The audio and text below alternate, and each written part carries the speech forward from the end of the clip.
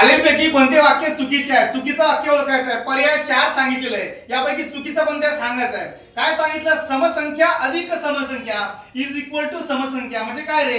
2 अधिक 2 is equal to किती? 4. मी म्हटलं 8 अधिक 8 किती? 16.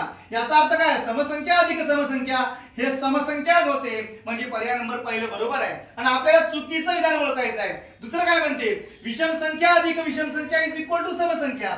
मी जर म्हटलं 3 अधिक 3 विषम अधिक विषम इज इक्वल टू 6 म्हणजे काय आला? समसंख्या आला.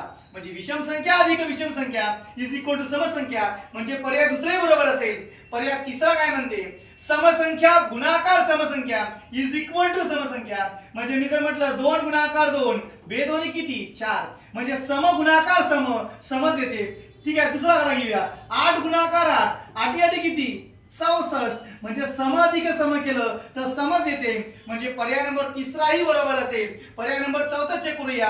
विषम संख्या गुणाकार विषम संख्या इज इक्वल टू समसंख्या हे चुकीचा असेल मित्रा.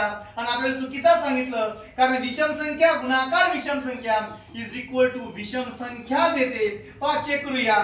3 गुणाकार 3 3 त्रिक किती? 9 म्हणजे विषम गुणाकार विषम विषमच येते. या 5 गुणाकार 5 विषम गुणाकार विषम 5 5 25 विषमच येते. त्यामुळे पर्याय नंबर चौथा चुकीचा असेल.